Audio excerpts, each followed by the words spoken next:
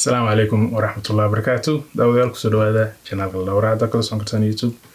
برنامج كمان تو برنامج أدياد مهم أوي. يا برنامج أو يستاهل إن جنبر الله صقات. كمان الصومالي أنت حلو جدي كيا إن وضعن كالصومالي حالس وجرته إن وبيا الله يحرته. يا مركب واحد واحد لسكن هاي معها عدين تدوا كاسا مصور كاسب حقيقية. marka dhinkii Abi Ahmed aha wuxuu tagay Soomaali galbeed buu tagay beerooyinkaas buu tagay si masawirkaas ugu jeedaan masawir wuxuu iska qaaday beerahaas iyo wabiyadii masawirkaas waxa way af Ingiriis wax kuma mahan masawir hal masawir ba kumaan kun kalmado dhowr kun oo kalmadood micnaheed bixinays bay dhahan ya marka masawirka micnaha leedahay waxa weeye jawaab buu halkaas ninkaas la taagan ya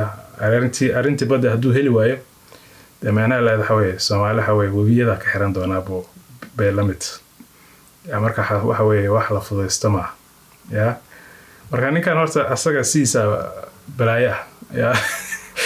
oo debiina ya arinta waxa weeye waxaan aqli galin buu dhahaa inuu socodsiiro intuu yimaado dad dhulkooda si qaadanaya oo dhaho waxa weeye demiinimada halka la fadhiyo ba kantay waa kaasba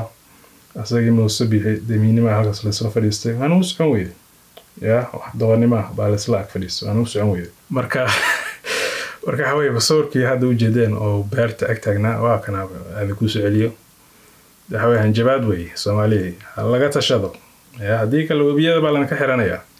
ya marka si ay ogtihiin iyo si ay basoorkan u jeedaan Ethiopia dhowr wabi baa ka soo baxa dhulka Soomaali galbeed buu soo maraa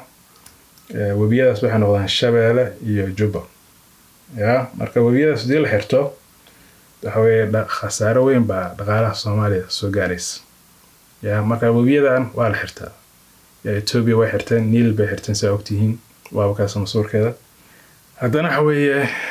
masuurka saad ugu jeedeen masuurkan hanjabaadu meesha la taagna waxa macnaha leedahay weeye wabiyadan waa xiranayna weeye ya marka waxa laga dhisayaa wabiyadaas oo halkaas ku yaala waxa laga dhisayaa darbiyadan baa laga dhisayaa dam baa laga dhisayaa oo koronto soo saarta marka wabiyada oo biyihii soo mari jiro ay yaraanaysa marka biyo yar baa ka soo baxaya darbiga hoostiisa aan micno lahayn oo xoog lahayn oo meel fog gaareen marka taas khasaare aad iyo aad u weyn bay dalka Soomaaliya soo gaarsiinaysa ya marka beeraleydii oo Soomaaliya baa khasaarada ugu horeysa ku dhacaysa sababtoo ah beerahoodii biyo ku filan ma helayaan marka waxa weeye mooskii cambihi iyo khudaartii la soo saari jiray waxa weeye waa yaraanaysa dadweynaha baa hadana safka labaad u taagan khasaaradaas oo halkaas ka iman doonta sababtoo ah markii oo khudaartii iyo fruitkii suuqa la keenay jiray markay yaraato waxa weeye qiimihii oo khudaarta iyo fruitka yar lagu gado cirka galaysa marka waxa weeye dadkii marka uma dhawaan karaan khudaarta iyo fruitka lagu gado suuqa marka waxa weeye haddana taskili kuma ka xitaa wadankii Soomaaliya soo ogtihiin boqolkiiba 90 wax laga dhoofiyo waa xoolo iyo moos iyo cambe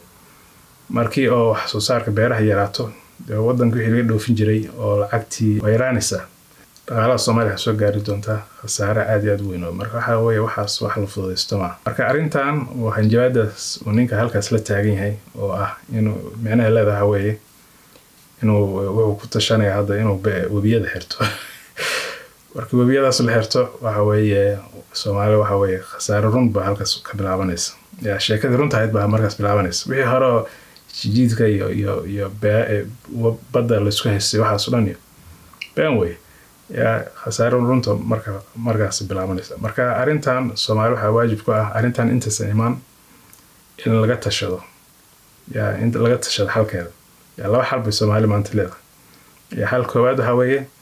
in dhibaatadaas la iskaga adkaysto oo marka guryahiin la iska kala aado ya oo jabka iyo halkaas ka imaanaya la iskaga adkaysto ama in laga shaqeeyo in laga helo wadankan dawlad runa oo arinta hanjabaadu ninkaas la taagay meeshaas dawladdaas ay markaas keento sida lagu xalin lahaa marka maanta Soomaaliya waxa waajib ku ah inay dawlad runa ka shaqeyso waxaan maanta dawlad ku sheega beenta wadanka ka jira waxay awood leeyihiin ma jirto awoodna ma laha xitaa dadka maanta mas'uuliyadda loo dhiibanayo kulli waa tuugo iyo dhiigyacab iyo dad dowladnimo waxba ka ogan wey yaa marka waxa weeye Soomaali maanta waxaa waajib ku ah inay ka shaqeeyaan wadanka in laga helo dowlad run ah markii dowlad run laga helo marka baa dhibaatadan oo iyo hanjabaadaas uu ninkaas meesha la taagan markaas baa wax la qaban karaa haddana arrin kale la yaab waxaa weeye Abiy Ahmed wuxuu tegey Soomaali galbeed usbuucan tegey yaa dadka soo dhaweynayaan arka